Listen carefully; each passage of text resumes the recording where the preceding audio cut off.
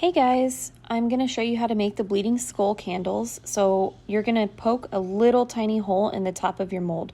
I got this mold off Amazon, and then you just stick a thin wick right through the hole. And I also cut my molds because it's easier to get them out, and I just super glue them each time I need to use them, but you don't have to do that. You can skip that part.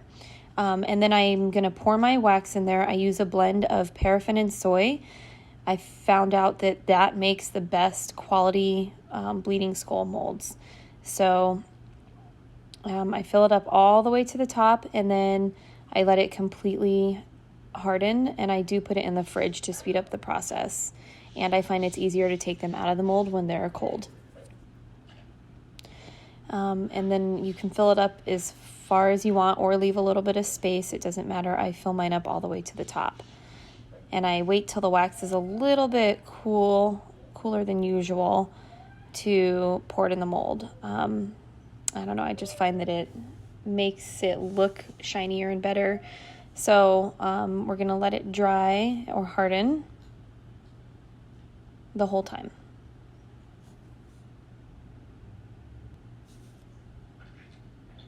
And then once it's nice and hard, you are going to want to cut the wick all the way down to the bottom. And then I use these little sticks. They're actually cake pop sticks, and I use them to poke the holes. Oh, sorry. For the dye, it's the Lone Star Candle Supply, the dark pink or red. This is extremely pigmented, and it's one of my favorite dyes, although it does have a really strong smell. You can't smell it once it's in the candle, though.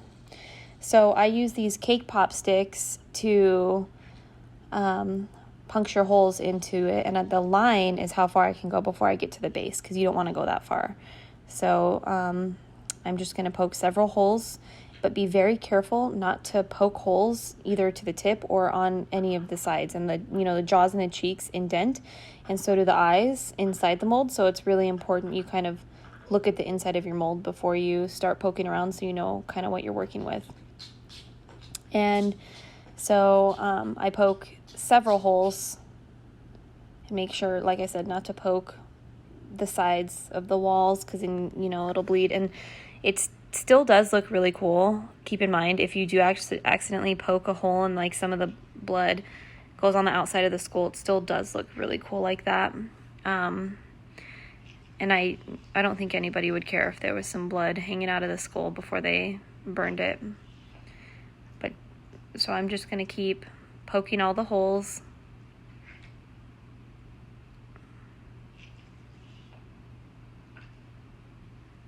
And then just trying to get some of this wax out. You can tell it's not completely, hard.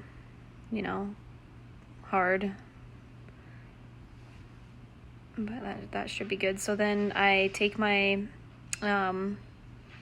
little little color droppers, and then I very carefully drop the dye several times in each hole until it's completely filled up, because you want to make sure the dye goes all the way to the bottom of the hole. That way when they light their candle, it starts bleeding earlier, and then they can bleed most of the time.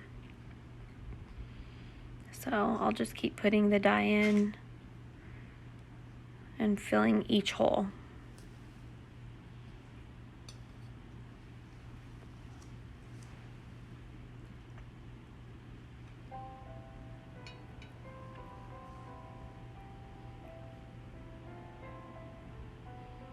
And then once you fill all of the holes, like I said, you can add more holes, at the base of the jaw if you want, or you could use a skinnier stick, but I find that using the thicker sticks works the best and it fills it up the most. And then when you're done with the color, when you're done filling the color, you're just going to want to scrape a little bit of the excess wax that came out, scrape it on top of the holes, but make sure you really fill up all the holes. And that one on the right was really deep, so I actually filled up more off the camera.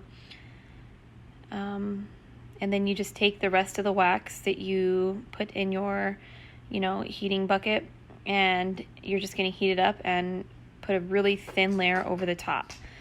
And as you can see, I kind of rubbed around some of the old wax, and with this wax, I don't heat it up all the way. I hardly heat it, That way, the second it, is poured, it dries and it doesn't make the red dye bleed into the rest of the candle or, bleed out anywhere. Hang on, honey. So I just pour it on top, and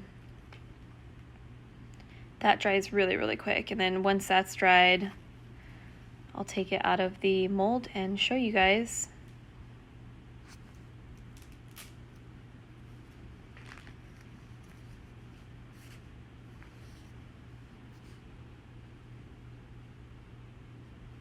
Okay.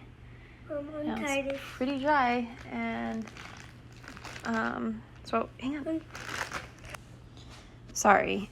So once it's dried, just take it out of the mold very carefully. And as you can see, this is why I cut it at, the back. It's so much easier to get it out, and you don't have to worry about breaking the candle or, scraping it with your fingernails, anything like that. And it really, really, really makes it like 20 times easier.